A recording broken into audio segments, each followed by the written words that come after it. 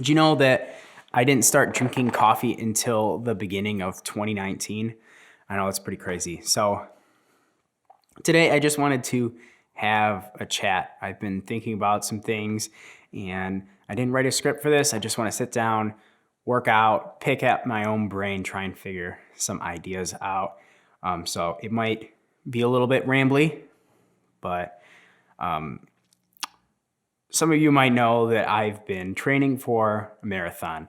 I started it back in October with my friend Paige, and it's been going really well for the most part. And over the Christmas break, it kind of got a little weird with the holidays. Got food poisoning at the end of Christmas, like the night of Christmas. And then I went on the trip to West Virginia with Rich and them. So I wasn't able to run then. Obviously wasn't able to run while I had food poisoning. And then when I got back, I got a sinus infection again.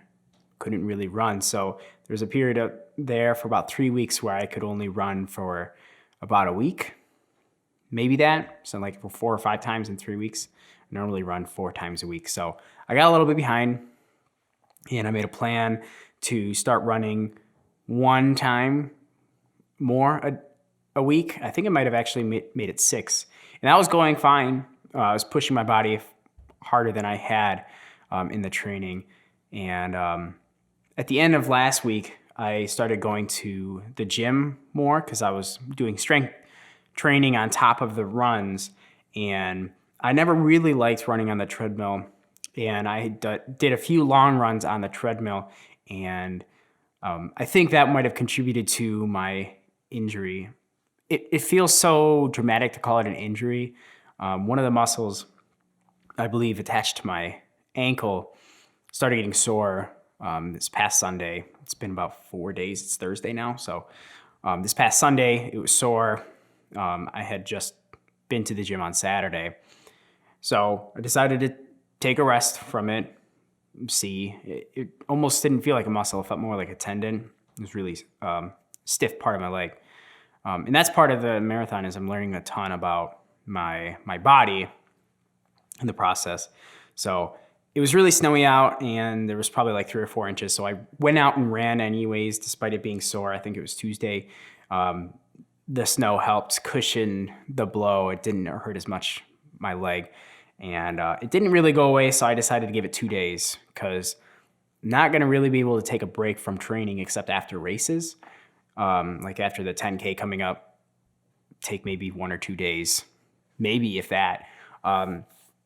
So I figured take some time off to let it heal because I'm never going to be able to give it the proper time. Really, this is the best time early on when we have so much ahead of us.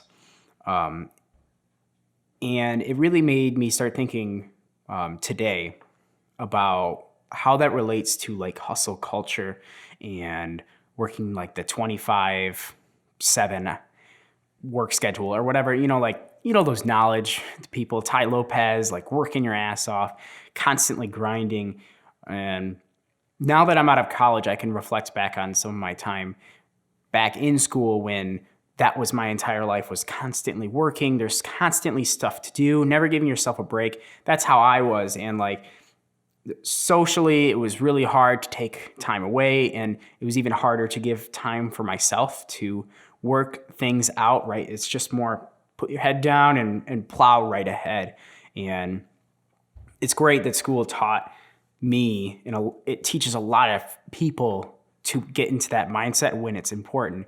But breaking myself of that mindset took a really long time. Even after the van life trip and all these weird changes of lifestyle after graduation, I finally got to a point where I can actually give myself time and relax. And learning to give yourself time to take a break from the grind or whatever you're doing is really important. You hear it a lot from creatives where they have to take a break, or like big YouTubers that need to take a break. I mean, hell, PewDiePie just decided to finally go on his year break from YouTube. Some people might not call him a creative, but it's really important not to burn yourself out. And when the prevailing wisdom of the time, it was to constantly grind and work and don't worry about the pain. It's going to pay off in the future, but there's certain sacrifices you have to make. And some people are even cropping up now, like the life coach and type people are cropping up, arguing that the hustle culture and saying that that's not actually super great. It's toxic in some aspects. And this injury that happened to me relates a lot to that. It's a physical thing compared to a mental thing where, my leg is sore. The mental thing of hustling too hard and bring yourself out, that's in your brain. I know it's not a one-to-one comparison, but I think it's an apt comparison anyways, where if we continue to push ourselves and ignore the pain, we never give ourselves enough time to really work that out per se. Like in school, if you're anxious, you probably won't be able to take a break because there's not a whole lot you can do about it. There are certain things you can control. You could email your professor or whatever and say, hey, this project's really wearing on me. My mental health is suffering. Can I just give like a little breathing room? Being a student is really hard. There's a lot of stuff that's out of your control, and there's a lot to do and a lot of things to accomplish, and you have a limited amount of time. Not even just in your semester, but like in your school, like being at school. So yes, I know that really sucks. I feel like this doesn't really apply well to college students. I'm just kind of reflecting back on my time being in school. But like creatives, where normally I wake up at a decent time and I go run and I eat properly and then I sit down and really work, it'll be 8:30, 9 o'clock, and I'll still have stuff to do. Like even when I don't have any jobs that I'm working on, like I finished post-production, I already sent all the work over to all the clients and just making sure that they're okay with that. I still have stuff to do. It's like an endless list. It's so hard to quantify as a creative professional, the insane amount of stuff that we always have to do. It's just like, it almost makes me want to write down the list of things that I need to do, right? I would never exhaust that list. There's always stuff to work on. And that's why being a creative is so cool and special, is that there's always stuff to do. People don't have to tell you what to do in order for things to be done. But there comes a limit where if you continue to put your head down and continue to work on things, that you'll abandon and neglect things that you need to work on with yourself. And that flexibility is what I like about my career path right now, is that I have the flexibility to give myself time. And this is where the mental state comes in of my injury. Again, it feels so dramatic to call it an injury, but it stopped me from running. So it's an injury, right? I was really bummed from Monday on. So like this whole week, I've been really bumming.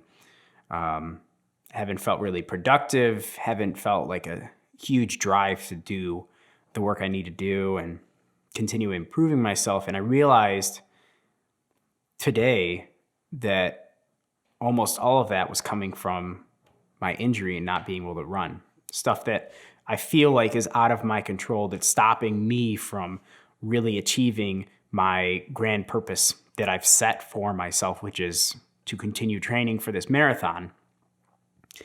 And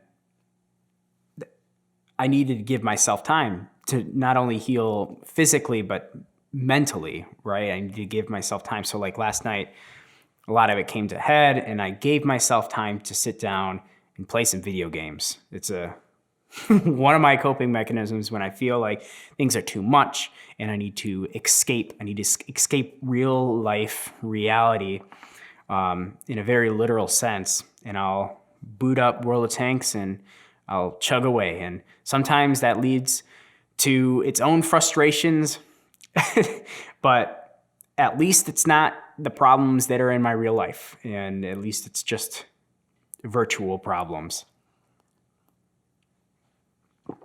So I could probably go round and round over and over and over again about all this. I mean, there's a ton to talk about. And something I learned last year is that I'm a really good talker. I can just talk about things forever, even when I'm by myself, apparently. So maybe I should start a podcast, and that would be a lot of fun. But really, I just really wanted to get my thoughts out there and have all of you share some of your experience. I imagine that giving yourself time to heal and properly recover from things is a common problem, not only with creatives, but students and all sorts of professionals, and everybody struggles with that. Self-care is something that you have to learn. You're not born with it. We're very much programmed to go after easy goals that are shallow, not being productive, and then feeling bummed about it, putting your head down and dealing with it. We're all taught that type of stuff. And I feel to a certain extent, it's also instinctive within us to continue going. And you have to learn by making mistakes about yourself when you need to take a step back, give yourself some self-care, lean on some friends, take a break, whatever you have to do. It's different for everyone, A, B, C, or D above all of the above. I feel like that has to be learned.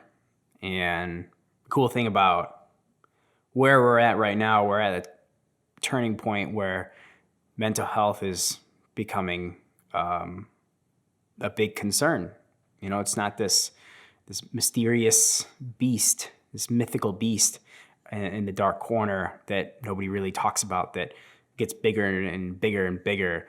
Now it's something that people are acutely aware of, and kids are growing up now being aware of mental health and mental illness, and they're learning to take care of themselves mentally. So that's pretty cool. But I guess I had to learn for myself, mostly because I never really had problems like that. This is definitely getting rambly.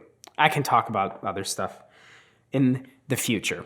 So later today, I'm going to try and go for a run. If it goes well, it'll probably catapult me out of here.